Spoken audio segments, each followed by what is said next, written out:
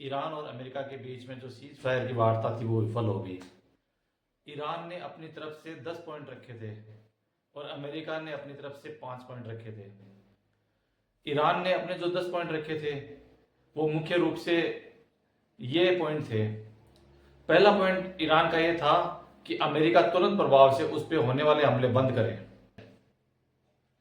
दूसरा पॉइंट ये था कि स्टेट ऑफ हॉर्मुज है, जहां से तेल शिप निकल रहे हैं या और एक्सपोर्ट इंपोर्टेंट सामान के जो शिप निकल रहे हैं उस पर पूरी तरह से ईरान का नियंत्रण हो। कुछ रिपोर्ट्स के अनुसार तो ईरान उस पर टोल वसूल करना चाह रहा था। ये उनका दूसरा पॉइंट है कि हमें पूर्ण तरह से स्टेट ऑफ हॉर्मुज पे हमारा पूरा नियंत्रण हो और हम इस पे टोल वसूल भी करेंगे। तीसरा उनका मेन पॉइंट ये था, जो कि बहुत इंपॉर्टेंट पॉइंट है। उन्होंने ये कहा कि हमारे पास जो यूरेनियम है, उनके पास 400 केजी यूरेनियम बता रहे हैं, उसका उन्होंने 60% तक एनरिचमेंट कर लिया। जब किसी भी यूरेनियम का 85 से 90% तक एनरिचमेंट हो जाता है तो वो उससे फिर न्यूक्लियर वेपन बनाए जा सकते हैं। तो उन्होंने इसका 60% तक एनरिचमेंट कर लिया।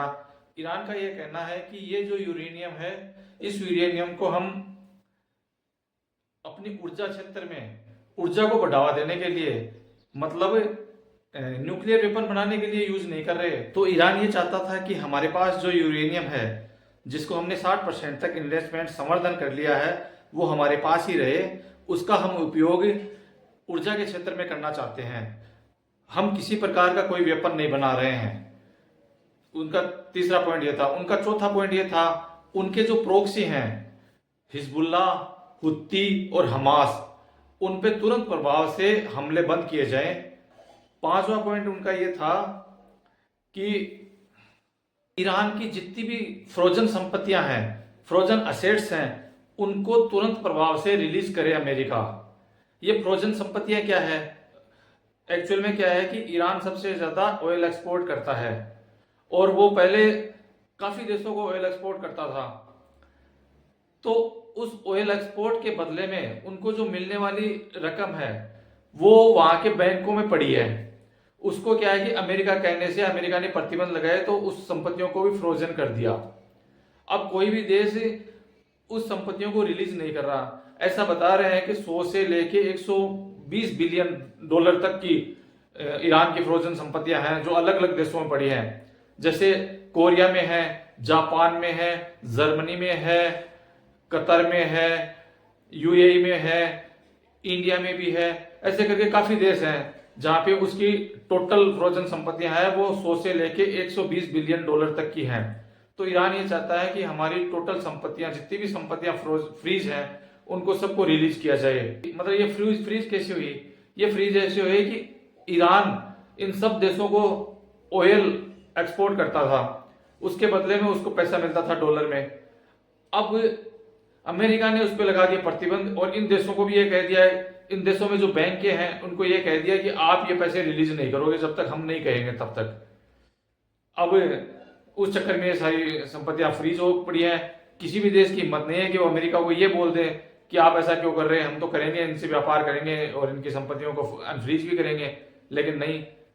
सातवां पॉइंट ईरान का ये है कि युद्ध के दौरान जितना भी नुकसान ईरान को हुआ है उसकी भरपाई अमेरिका करे। मतलब युद्ध के दौरान उसकी जितनी भी संपत्तियों का नुकसान हुआ है, जितना भी इंफ्रास्ट्रक्चर का नुकसान हुआ है, और उसकी सारी भरपाई अमेरिका करे। आठवां पॉइंट यह है कि इस क्षेत्र में ईरान को मिला के यूएई, कतर, बहरीन, इन अलग अलग खाड़ी देशों में जो अमेरिका के बेस बने हुए हैं, सैनिक बेस बने हुए हैं, वहां से अपने सैनिक वापस बुलाए और इन बेसों को खाली करे। फाइनल डील यूएन नेशन के द्वारा चाहता है ईरान, ताकि भविष्य में उस पर किसी प्रकार का हमला ना हो। उसको ये इंश्योर चाहिए कि मेरे ऊपर भविष्य में किसी प्रकार का हमला ना हो। तो वो ये जितनी भी डील है या जितनी भी शर्तें हैं वो यूएन के थ्रू मानना चाहता है। ये उसके 10 पॉइंट थे। इन 10 पॉइंटों पे उन्होंने वार्ता के लिए सहमति दी थी। अब बात करते हैं अमेरिका की।